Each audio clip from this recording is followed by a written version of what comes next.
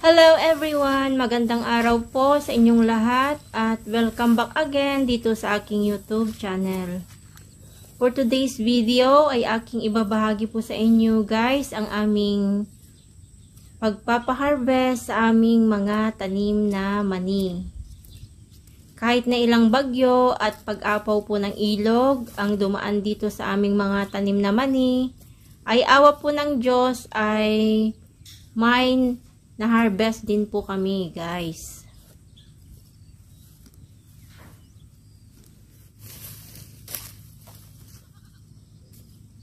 Ito po guys yung aming mga ibang tanim na mani. Kung mapapansin nyo po ay hindi po ito masyadong kagandahan dahil sa halos palagi pong umuulan noon. Kaya ganito po ang nangyari sa aming mga tanim na mani. Palagi po itong nadadaanan ng tubig kapag umaapaw po yung ilog dito sa amin.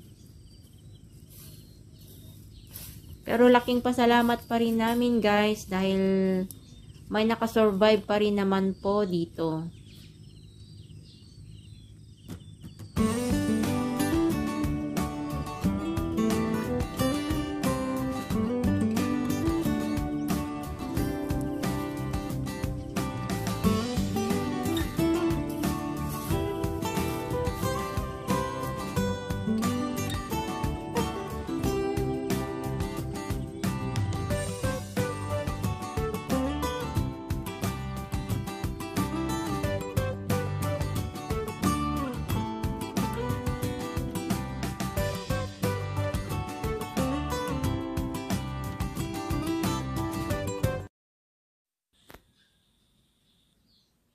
Sila po guys yung aming mga kasamang nag-ani sa aming mga tanim na mani.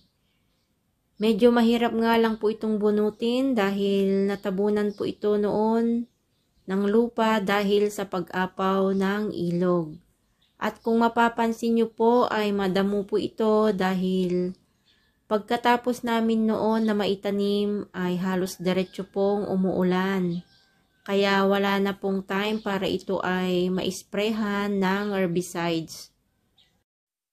Tumubo na po noon yung mga tanim naming mani kaya hindi namin ito na-isprehan.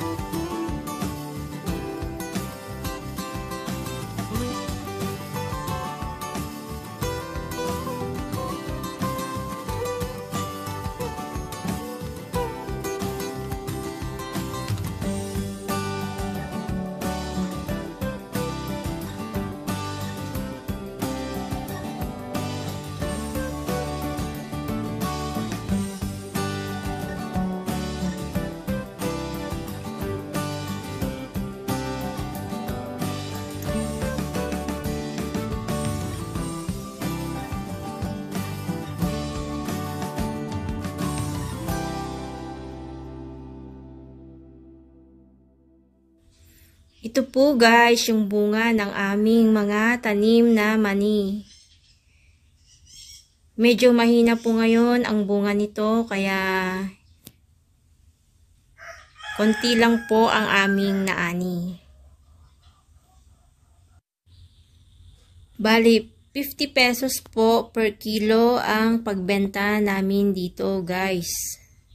Yung mga buyer po namin ay mga kagaya din po naming mga farmer na gustong magtanim ng mani.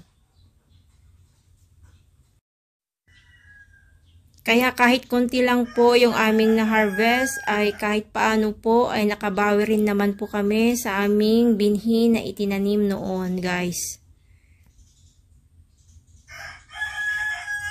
At may konting kita rin po kahit paano.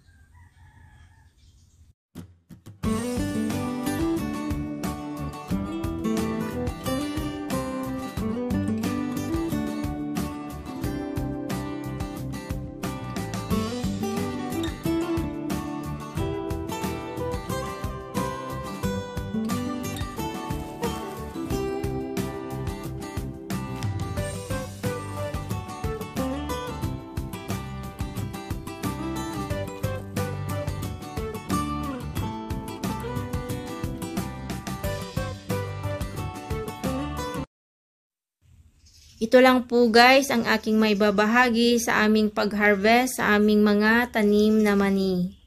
Thank you so much po sa aking mga subscribers and viewers na patuloy pong bumibisita dito sa aking munting YouTube channel.